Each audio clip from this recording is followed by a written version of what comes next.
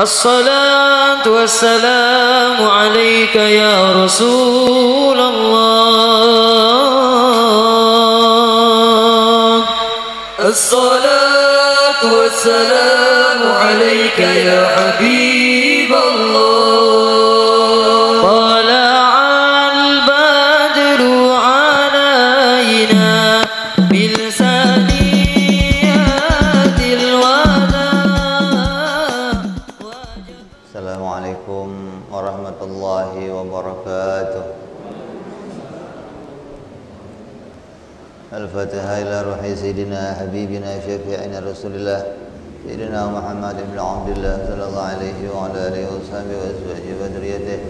Inna Allah yu'ali darajatihim bil jannah wa yanfa'una bi asrarihim wa anwarihim wa ulumihim wa nafahatihim wa barakatihim fid dini wa dunya wal akhirah wa yaj'aluna min hisbihim ويرزقنا محبتهم ويتوفنا على ملتهم ويحشرنا في زمرتهم بالعافية والسلامة لهم الفاتحة. أعوذ بالله من الشيطان الرجيم. بسم الله الرحمن الرحيم. الحمد لله رب العالمين الرحمن الرحيم مالك يوم الدين.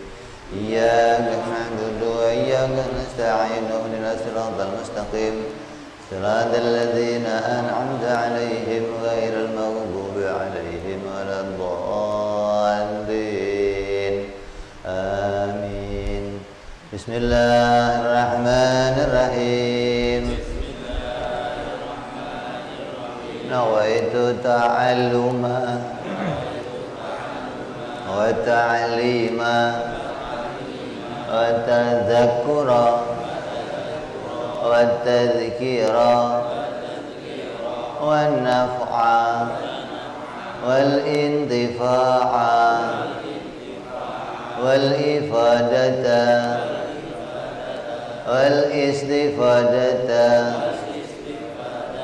والحث على التمسك بكتاب الله وسنة رسول الله صلى الله عليه وسلم والدعاء إلى الهدى والدلالة على الخير ابتغاء مرضاته وقربه وثوابه وحسن الخاتمة مع اللطف والعافية وصلاح العاقبة. Bismillahirrahmanirrahim. Alhamdulillahi rabbil alamin. Bihi nasta'inu ala umuri dunya waddin. Salatu wassalamu ala Rasulillah Sayyidina wa Habibina wa Syafi'ina wa Maulana Muhammadin sallallahu alaihi wa ala alihi wa sahbihi ajma'in. Amma ba'du. Faqala musanniful kitab Hadratul Syekh Said bin K. Armia rahimahullah wa ghafara lahu wa li walidayhi wa nafa'ana bihi fid darain. Allahumma iftah qulubana futuhal arifin wa bihidmatika wansur alaina birahmatika ya arhamar rahimin. Ila anfal.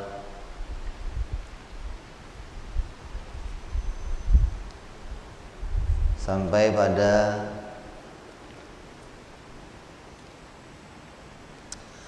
peletakan akidah yang sudah kita kaji, itu bagaimana mempraktekannya. Kita sudah mempelajari semua sifat-sifat Allah yang jadi pokok akidah, semua sudah kita kaji. Jumlahnya ada berapa? 50 akidah. Nanti saya akan buatkan rangkumannya biar bisa dipegang satu-satu yang menjadi kajian kita. 20 sifat Allah yang wajib, 20 sifat yang mustahil, 1 perkara jaiz. Di dalam 1 perkara jaiz ada 10 yang harus kita imani. Jadi jumlahnya semua ada 50 i'tiqad. Dari yang sudah kita kaji yang jumlahnya 50 itu, bagaimana kita mempraktekkan i'tiqad itu di dalam kehidupan kita. Ada salah satu keterangan ulama yang menjelaskan bahwa seluruh alam semesta ini tidak memiliki daya dan upaya dari dirinya sendiri, karena semua diciptakan dan tidak memiliki kemampuan apa-apa untuk bisa berbuat sesuatu. Seperti api tidak bisa menghanguskan kayu atau menghanguskan yang lain-lainnya. Pedang atau pisau tidak bisa memotong apapun. Nasi tidak bisa mengenyangkan orang yang memakannya. Tapi semua itu tampak bisa menghasilkan sesuatu, karena dalam setiap kejadian itu ada pertolongan Allah. Bersamaan dengan diciptakannya sesuatu, Allah menciptakan sebuah gandengan di dalamnya. Gambarannya seperti ketika seseorang meletakkan kayu di atas kobaran api, maka bersamaan dengan menempelnya kayu pada si api, maka Allah menjadikan hangus. Maka tampaklah di hadapan kita seakan-akan api yang membakar kayu. Begitu juga seperti ketika kita meletakkan pisau pada leher kambing umpamanya, maka bersamaan dengan pisau itu digoreskan, Allah jadikan leher kambing itu terputus. Maka tampaklah di hadapan kita bahwa pisau itu yang memutuskan. Maka dari perumpamaan yang sedikit ini, kita harus bisa menjadikannya sebagai ukuran. Maksudnya kita harus mempersamakan dengan segala kejadian sebab akibat yang terjadi di dalam hukum kebiasaan kita. Ini peletakan yang harus kita pedomi. Ini peletakan yang harus jadi i'tiqad kita. Adapun dalilnya bahwa api tidak bisa menghanguskan sesuatu, maka itu ada di dalam Al-Quranul Karim. Dalam Al-Quran Allah berfirman bahwa sungguhnya Nabi Ibrahim itu dibakar oleh Raja Namrud, tetapi Nabi Ibrahim tidak hangus terbakar oleh api tersebut, karena Allah tidak menghendaki Nabi Ibrahim hangus karena api tersebut. Bahkan di dalam riwayat tidak ada sedikit pun dari tubuh Nabi Ibrahim yang hangus terbakar. Bahkan tidak sehelai bajunya pun yang ikut terbakar.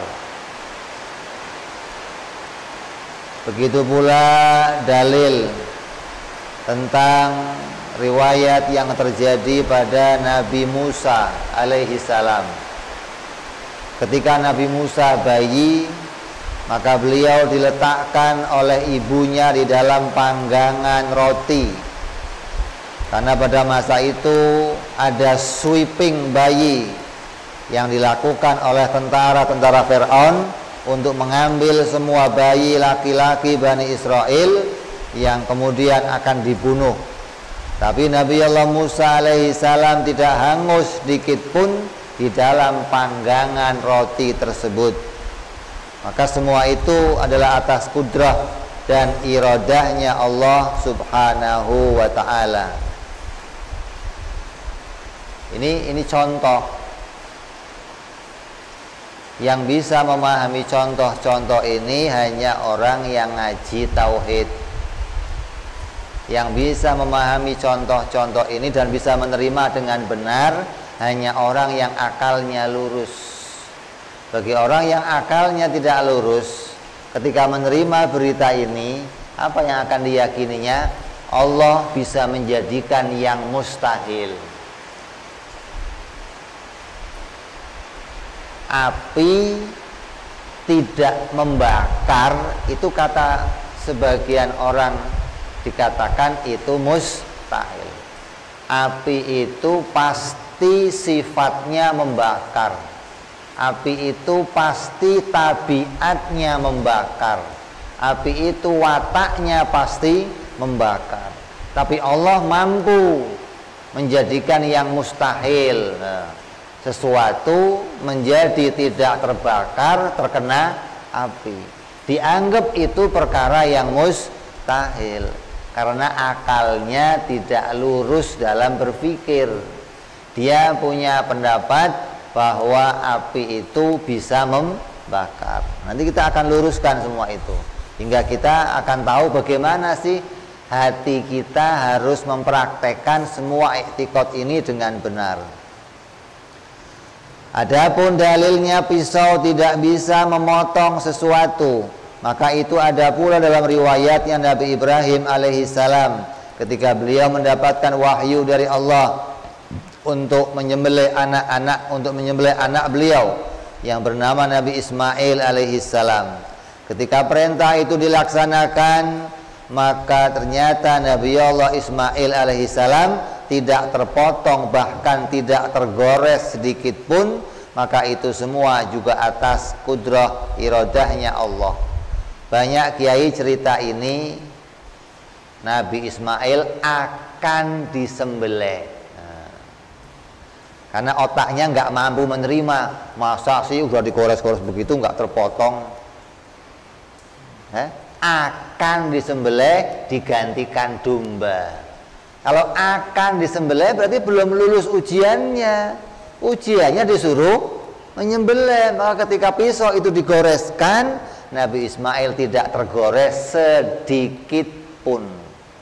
Maka luluslah Nabi Ibrahim dalam ujian keimanannya. Maka Allah gantikan Nabi Ismail dengan domba. Tapi jangan terus baru mau disembelih. Oh, baru mau disembelih, maka itu nggak nampak mukjizat di situ. Jadi kita harus terima ini semua, dan ceritanya, riwayatnya ada semua di dalam Al-Qur'anul Karim. Maka dalam hal ini pentinglah bagi kita agar bisa mengambil dalil dan bisa mengambil kesimpulan bahwa sungguhnya segala perkara yang diciptakan oleh Allah di dalam alam semesta ini tidak ada satupun yang memiliki daya upaya untuk bisa menciptakan sesuatu yang lain. Alam ini semuanya lemah. Kita sudah kaji perkara jaiz, bahwa tidak ada kekuatan alam yang bisa menghasilkan sesuatu, tidak ada tabiatnya alam yang bisa menjadikan sesuatu. Maka kita simpulkan seluruh alam ini lemah. Seluruh alam ini tidak bisa menghasilkan apapun dari dirinya sendiri. Dan semua yang terjadi pada kebiasaan kita, pada hukum adat, pada kehidupan sehari-hari kita, maka itu semua adalah sunnatillah. Semua itu adalah kebiasaan Allah di dalam menciptakan sesuatu. Allah menjadikan kebiasaan-kebiasaan dalam terjadinya sesuatu, bahwa segala sesuatu ada perkara-perkara yang oleh Allah digandengkan. Satu kejadian digandengkan oleh Allah dengan kejadian yang lainnya. Maka ini sunnatillah. Suburnya tanah digandengkan dengan air. Kenyangnya kita digandengkan dengan makan, sehatnya kita digandengkan dengan obat. Artinya ini hanya pergandengan, dan aslinya ini semua tidak ada yang bisa menghasilkan apapun. Seperti menciptakan hangus digandengkan dengan adanya api, menciptakan kenyang digandengkan dengan makan, maka pahamilah oleh kalian semua hal ini. Ini kesimpulannya. Jadi kita harus punya i'tiqad, praktek dalam kehidupan sehari-hari kita. Orang yang sudah bisa ngaji tauhid, hatinya sudah bisa mengatakan api tidak bisa menghanguskan apapun, nasi tidak bisa mengenyangkan, obat tidak bisa menyembuhkan. Ini i'tiqad yang harus kita yakini, i'tiqad yang harus kita peduli. Terus dari i'tiqad yang lurus ini, keyakinan yang lurus ini, kita akan melihat di dunia ini bagaimana manusia punya keyakinan. Ada berapa macam keyakinan di dunia ini, dan ada berapa macam yang sama dengan keyakinan kita. Yang pertama, ada orang yang meyakini dan mengiktikadkan bahwa api itu bisa membakar sesuatu atau membakar sesuatu apapun dengan kekuatan yang berasal dari dirinya sendiri. Api itu memang dari sononya. Sononya itu mana? Api itu memang aslinya punya kekuatan untuk membakar. Kekuatan api itu tidak berasal dari Allah dan tidak berasal dari siapapun, tapi memang kekuatan itu asli dari dirinya si api. Api itu memang punya kemampuan untuk menghanguskan dari dirinya sendiri. Orang yang meyakini seperti ini hukumnya kafir menurut ijma'nya para ulama. Yang pertama, ada orang punya keyakinan bahwa tiap-tiap sesuatu di dunia ini punya kekuatan sendiri-sendiri, dan itu tidak berasal dari Allah. Artinya Allah tidak menciptakan apapun di dunia, tapi segala sesuatu itu muncul dengan sendirinya. Api punya kekuatan membakar, air punya kekuatan memberikan basah, pisau punya kekuatan memotong. Semua ini muncul kekuatan itu sendiri tanpa diciptakan oleh Allah. Maka orang yang meyakini seperti ini hukumnya mengingkari keberadaan Allah subhanahu wa ta'ala. Hukumnya apa? Kafir. Orang kok meyakini Allah tidak menciptakan apapun, Allah tidak menghasilkan apapun, tapi ini semua terjadi dengan sendirinya. Api membakar sendiri, air bisa menyuburkan sendiri, matahari memanaskan sendiri, semua terjadi dengan sendirinya. Maka ini resmi kafir yang disepakati ijma'nya para ulama. Tidak ada ulama yang mengatakan boleh orang meyakini seperti itu, enggak ada. Semua ulama sepakat hukumnya kafir. Ini yang punya i'tikad seperti ini siapa ini? Yang punya keyakinan seperti ini siapa? Orang? Yang punya keyakinan api itu bisa menimbulkan sesuatu dari dirinya sendiri siapa yang? Kalau orang kafirnya itu orang beragama Kristen, enggak, mereka tetap meyakini Tuhan. Gitu loh. Orang Buddha tetap meyakini Tuhan. Ini yang enggak bertuhan, gitu loh. Yang tidak mengakui adanya Tuhan. Jadi Tuhan itu enggak ada bagi mereka. Jadi Jadi makhluk ini tercipta dengan sendirinya, muncul dengan sendirinya. Mereka meyakini ini semua tidak hasil dari penciptaan Tuhan. Tapi kalau orang yang masih beragama, masih meyakini adanya Tuhan, maka mereka masih meyakini di situ ada bantuan Tuhan, di situ ada kekuatan Tuhan, di situ ada pertolongan Tuhan. Kalau mereka sudah nggak bertuhan, maka akan meyakini ini semua terjadi dengan sendirinya tanpa ada yang menciptakan. Nah, orang yang meyakini begini resmi hukumnya dia tidak mengimani adanya Allah Subhanahu wa ta'ala. Terus yang kedua, kelompok yang kedua ada lagi orang yang meyakini, mengiktikadkan bahwa api bisa membakar kayu, api itu bisa punya kekuatan untuk menghanguskan, itu karena dalam dirinya api itu dititipkan kekuatan oleh Allah. Ini yang kedua, Allah menitipkan kekuatan pada dirinya sesuatu. Maka dengan kekuatan itu api menghanguskan. Dengan kekuatan itu pisau memotong. Dengan kekuatan itu nasi mengenyangkan. Dengan kekuatan itu matahari menyinari.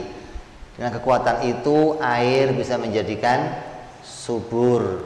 Ini keyakinan mereka, meyakini kekuatan itu berasal dari Allah, tidak muncul dari dirinya sendiri, tapi Allah yang meletakkan kekuatan itu. Kata mereka, sebenarnya Allah itu mampu menciptakan sendiri dan Allah mampu menitipkan kekuatan. Jadi ini mereka punya keyakinan Allah itu bisa langsung menciptakan sendiri dan Allah juga bisa pakai perantara. Ini etikot yang kedua nih. Yang tadi resmi sudah, Allah nggak ikut-ikut serta. Yang ini Allah itu sebenarnya kalau mau bikin api itu menghanguskan, Allah itu bisa langsung bikin, nggak usah pakai api. Kalau Allah mau bikin sesuatu itu terang, Allah bisa saja langsung bikin terang, nggak pakai matahari. Kalau Allah mau bikin manusia itu kenyang, Allah bisa aja langsung bikin kenyang, nggak pakai makan. Kalau Allah mau bikin orang itu sembuh, Allah bisa aja langsung bikin sembuh tanpa pakai obat.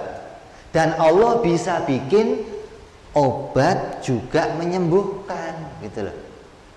Allah juga bisa bikin, udah saya nggak usah ikut-ikut, ini sekarang kamu saya titipkan sesuatu nih. Nah, kasih api kekuatan, nasi kasih kekuatan, pisau kasih kekuatan. Sudah semua punya kekuatan, maka semuanya berjalan dengan kekuatan yang diberikan oleh Allah. Jadi mereka punya dua keyakinan, Allah itu kuasa menjadikan langsung dan kuasa menjadikan perantara. Orang yang meyakini seperti ini hukumnya dosa besar. Kalau kita nggak mau katakan kafir, ini dosa besar. Kalau etikot yang kata imam-imam yang lain mengatakan sama, mereka masih mensekutukan Allah dengan sesuatu. Mereka menganggap Allah itu bisa bersekutu. Kalau Allah menitipkan kekuatan pada sesuatu, berarti Allah bersekutu dengan sesuatu. Api oleh Allah dikasih kekuatan, berarti api itu dititipkan oleh Allah kemampuan. Dengan kemampuan itu api membakar sesuatu, berarti api bersekutu dengan Allah untuk menghanguskan sesuatu. Pisau bersekutu dengan kekuatan Allah menghanguskan sesuatu.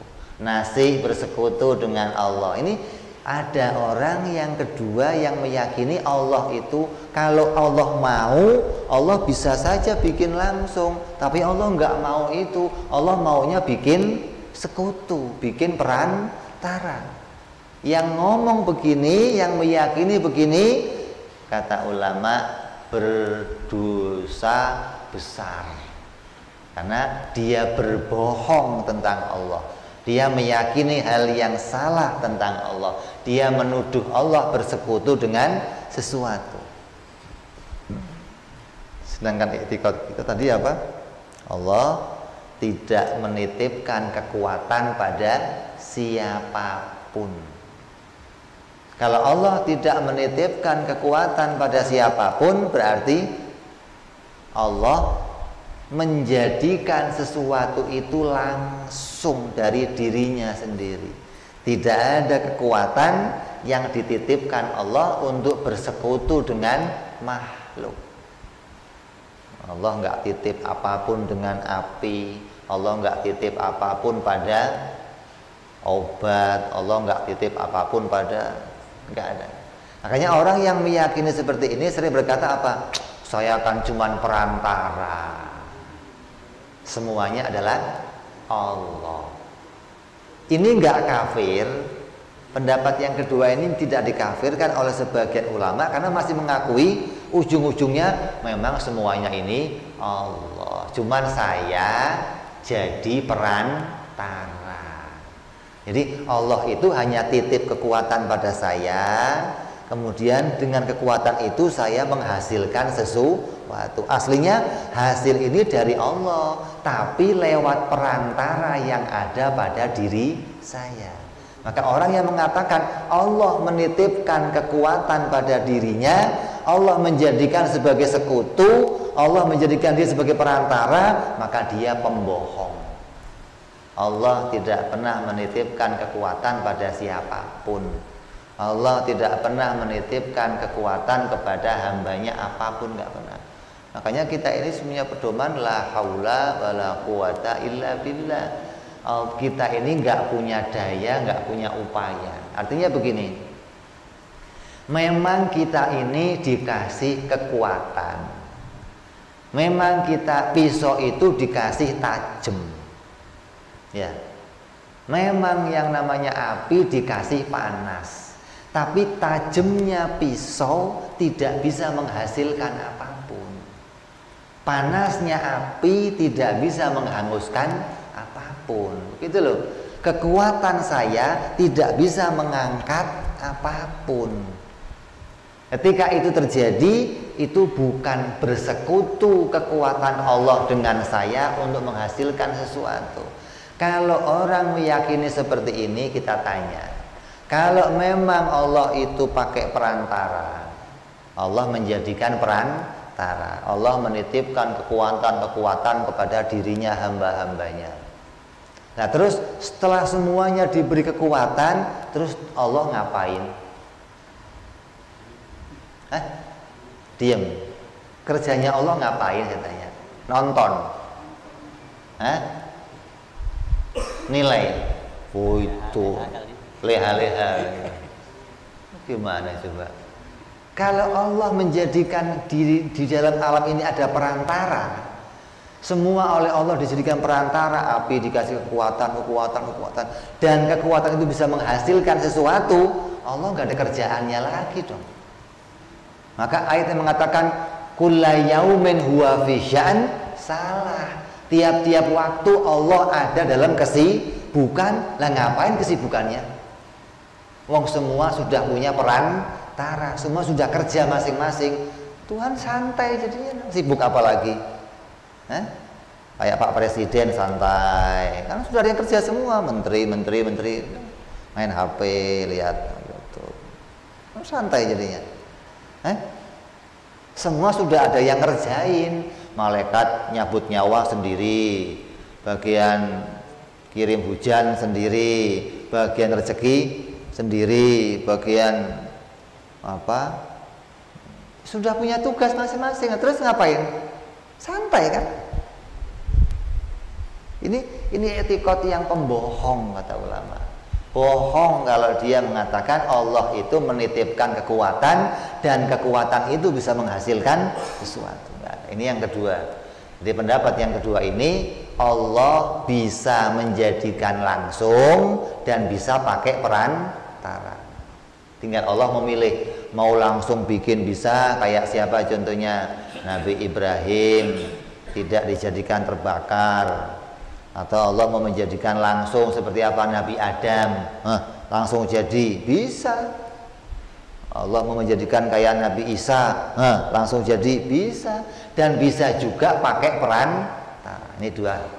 Orang yang meyakini demikian, maka hukumnya berdosa besar. Karena dia menganggap Allah itu membutuhkan perantara. Terus yang ketiga, orang yang mengiktikadkan bahwa api itu menjadi perantara bagi Allah untuk menciptakan terbakar. Apabila tidak dengan api, Allah tidak bisa membakar. Ini parah lagi. Yang tadi masih meyakini kalau mau bikin langsung bisa, tapi Allah juga bisa pakai perantara. Yang ketiga ini, Allah kalau bikin langsung terbakar nggak bisa, tapi Allah kalau mau bikin terbakar harus pakai api. Kalau Allah mau bikin anak harus pakai bapak ibu. Kalau Allah mau bikin kenyang harus pakai makan.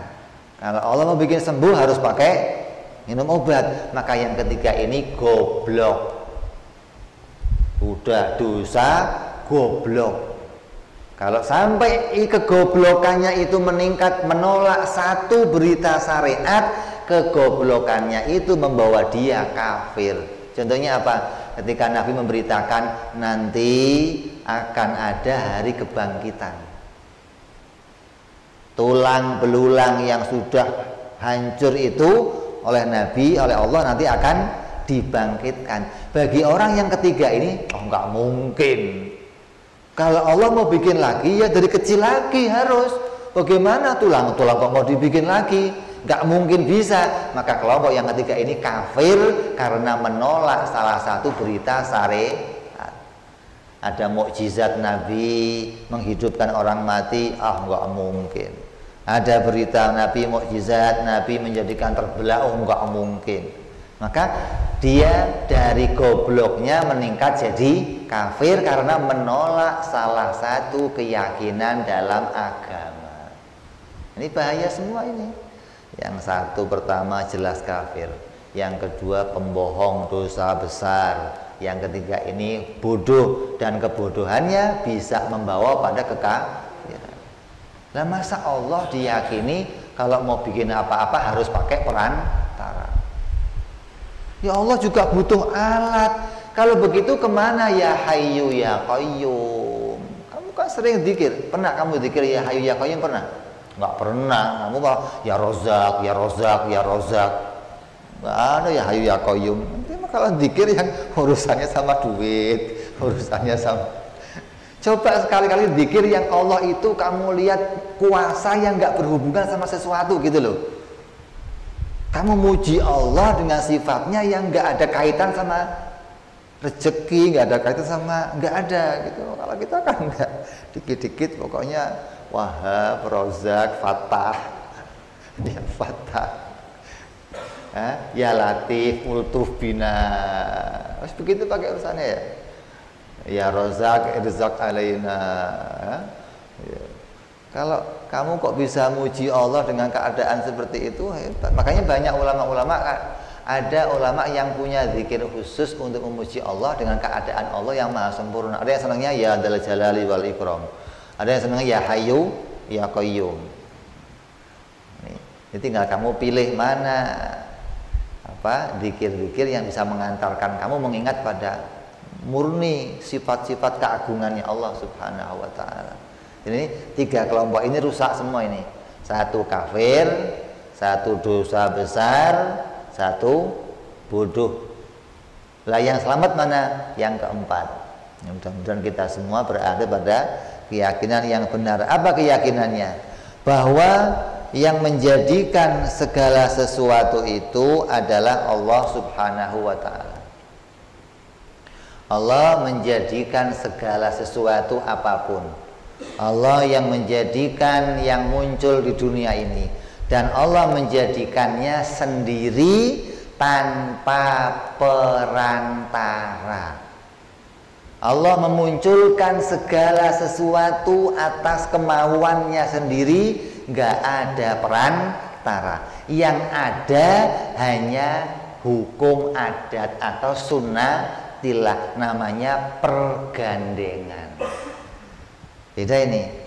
Kita meyakini pergandengan, bukan perantara. Contoh, Allah menjadikan hangus, maka Allah menciptakan api, Allah menciptakan sesuatu yang akan dihanguskan. Maka ketika sesuatu yang dihanguskan nempel sama api, sesuatu itu dijadikan terbakar oleh Allah. Jadi Allah nggak menitipkan apapun, Allah nggak menitipkan kekuatan pada siapapun, enggak. Apinya diciptakan, yang mau dibakar diciptakan, maka ketika ditempelkan ini dijadikan hangus.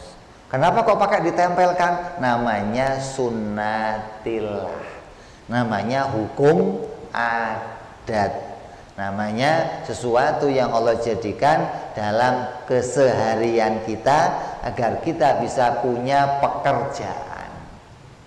Ini hukum adat ini diciptakan langsung oleh Allah tanpa perantara. Pisau Allah jadikan tajam, pisaunya tajam.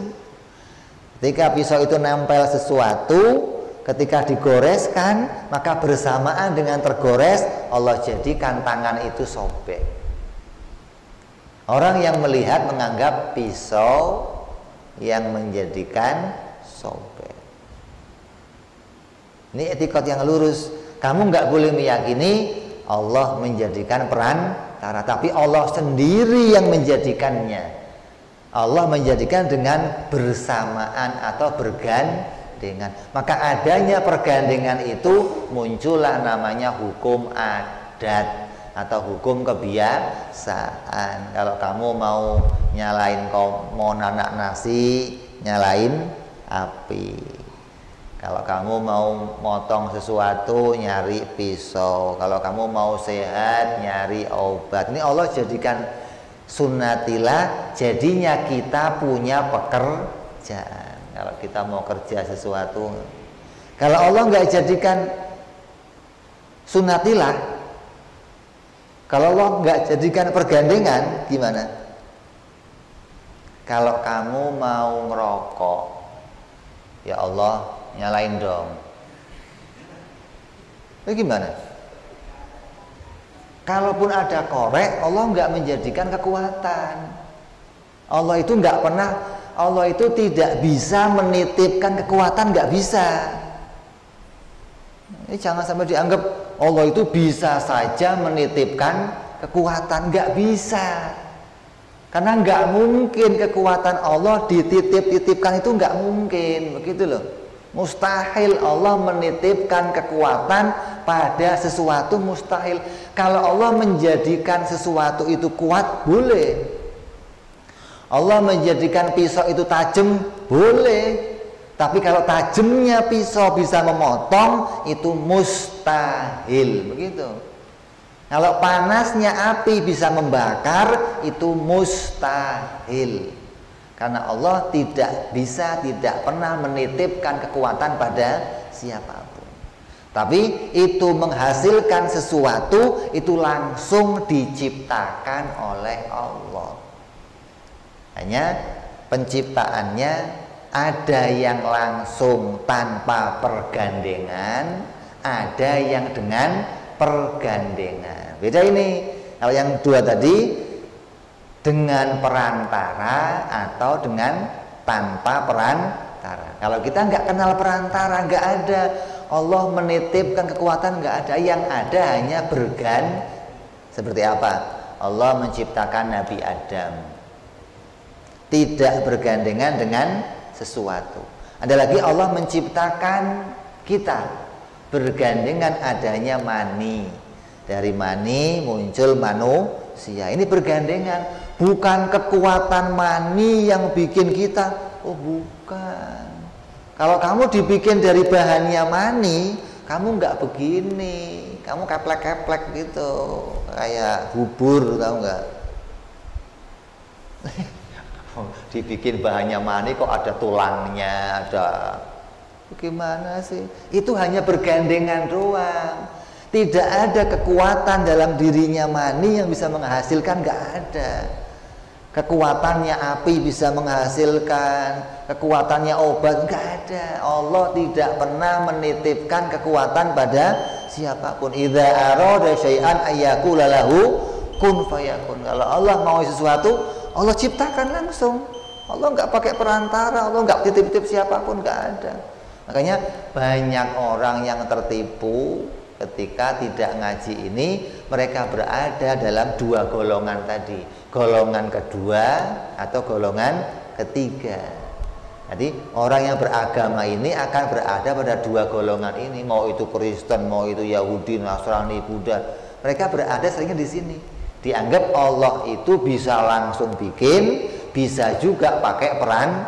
Itu bukan perantara, tapi itu pergandengan. Itu hukum adat namanya, bukan titip kekuatan. Kita masuk Isya, kita dengar adzan sebentar. Kita teruskan sedikit, ini kesimpulan yang penting. Karena perjalanan hidup kita, perjalanan semua manusia di dunia ini, nggak cuma manusia, sak malaikatnya, sak jinnya, sak iblisnya, sak hewannya berada pada empat ini. Karena kita yang terkena taklif, maka yang tampak itu kita. Kalau mereka sih beres semua yang lainnya. Nah kita ini yang punya urusan. Jadi kamu akan diposisikan memilih empat golongan ini. Kamu akan berada pada salah satunya pasti. Kamu akan berada pada posisi yang pertama, yang mengatakan bahwa ini air bisa membuat seger dari dirinya sendiri. Memang air itu ya cair, dingin, memang begini kerjanya. Maka ini rata-rata orang ahli fisika, orang ahli kimia yang meneliti tentang zat, sifat, lalu muncul keyakinan ini mah muncul sendiri, ya ini kekafiran mereka. Hingga mereka, penelitian mereka bukan menghasilkan, menyimpulkan Allah pencipta, malah menyimpulkan ini terjadi dengan sendirinya. Maka orang yang begini hukumnya kafir resmi. Jadi kamu jangan pernah meyakini ada sesuatu yang terjadi di jagat ini terjadi dengan sendirinya. Sudah masuk dalam i'tiqad kita jaiz yang kelima, apa? Seluruh alam ini baru diciptakan oleh Allah. Jadi kamu nggak boleh meyakini yang seperti ini. Kelompok yang pertama ini resmi kafir, itu ijma'nya para ulama. Ulamanya siapa? Ulama siapa aja, mau ulama yang Nasrani, Yahudi, Konghucu, semua. Kalau ada yang mengatakan ini nggak diciptakan Allah, kafir kamu. Siapa saja. Jadi semua orang yang mengakui Tuhan mengakui bahwa apapun yang muncul di jagat ini pasti diciptakan oleh Allah. Kalau dia mengatakan ini enggak diciptakan Allah, kafir. Yang kedua, air bisa menjadikan seger, tapi dengan kekuatan yang ditaruh Allah pada dirinya.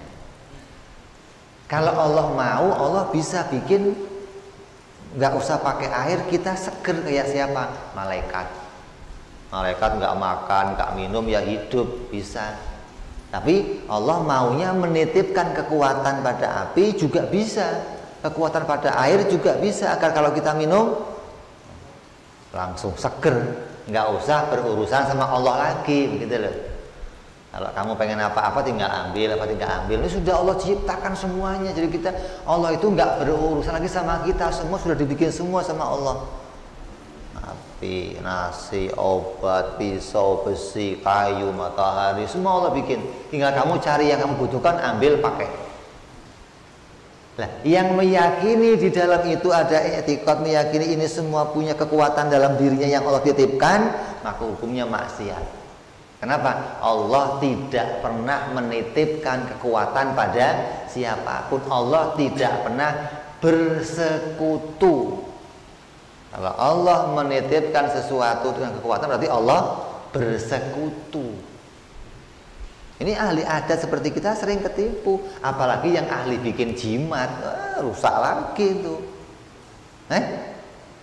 Lah ya, artinya mereka akan sama meyakini di dalamnya ada kekuatan, gitu loh. Ini cincin ini punya kekuatan, punya khodam. Khodamnya bisa bikin sesuatu, bisa ini. Atau kamu bikin wafak, sabuk, ikat pinggang, kamu bikin rompi, tulis pakai alif bata itu. Rompi kok alif bata? Alif bata apaan tulisnya gitu loh, alif bata ditulis. Ini kekuatannya bisa nggak mempan bacok, kekuatannya bisa nggak, nah ini loh, dianggap itu mengandung berarti bersekutu. Ada kekuatan Allah di situ yang menyatu dengan diri kamu. Mana mungkin Allah bersekutu dengan sesuatu? Kalau begitu ada perkara qadim kumpul dengan perkara hudus, ini mustahil gitu loh. Kalau Allah bikin kita kuat, betul. Saya punya tenaga kuat, betul. Allah bikin pisau tajam, betul. Tapi kalau tajamnya itu bisa memotong, bohong. Kalau kekuatan ini bisa mengangkat sesuatu, bohong. Gitu loh. Berarti kamu menghilangkan satu etikot la haula wala quwata illa billah, hilang dalam diri kamu. Kamu menganggap, oh sekarang sudah enggak la haula, kenapa? Udah punya kekuatan. Tadinya mah belum punya. Sekarang sudah. Nah, punya dari mana? Dianggap Allah itu bersekutu dengan kita, rusak etikot kamu. Boleh kamu yakini begini. Ini yang kedua, dosa besar. Kalau kita nggak mau katakan bersekutu itu kafir yang seperti itu, ulama masih milih dosa besar. Kenapa? Ujungnya masih meyakini Allah juga yang menjadikan, tapi pakai perantara saya, gitu loh. Yang ketiga, bodoh. Jangan meyakini kalau Allah mau bikin saya seger harus pakai air.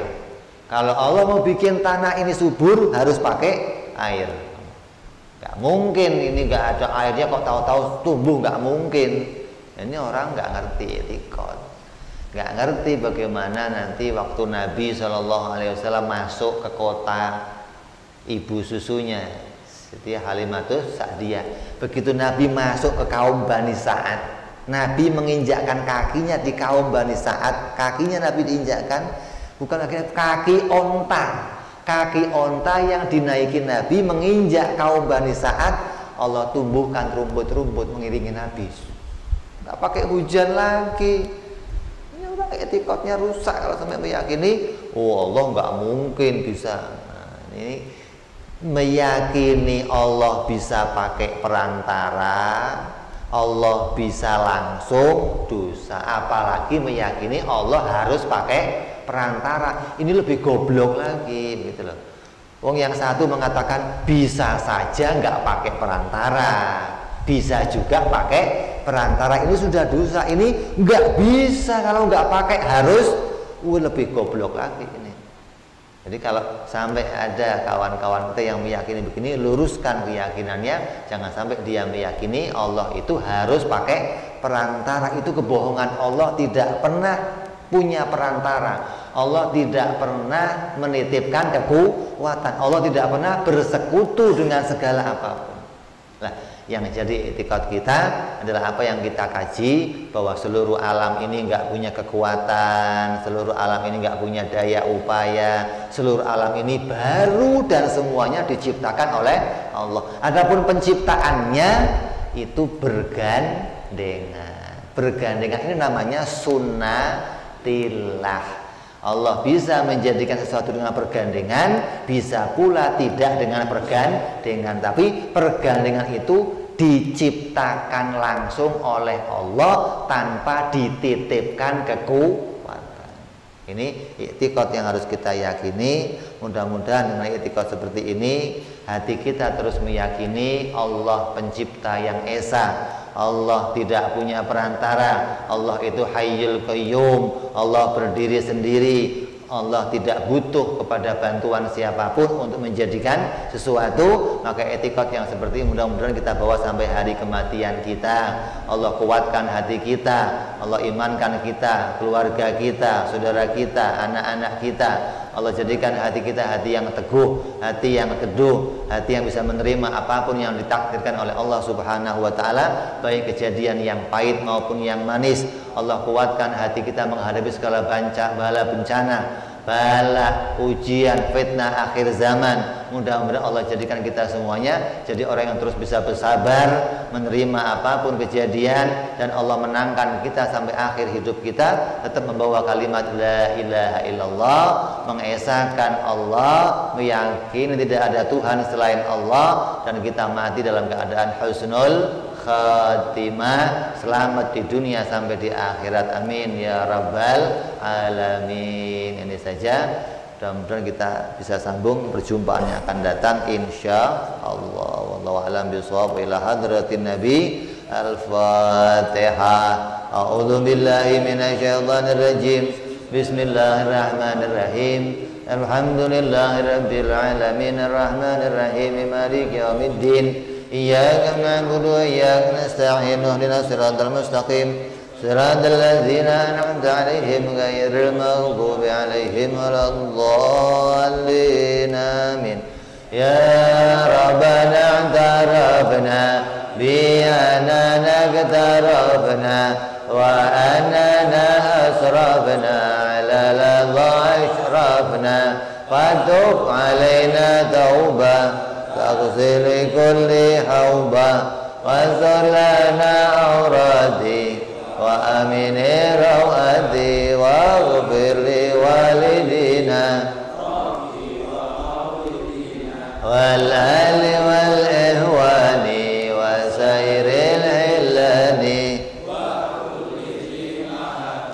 أو جيرة والمسلمين أجمع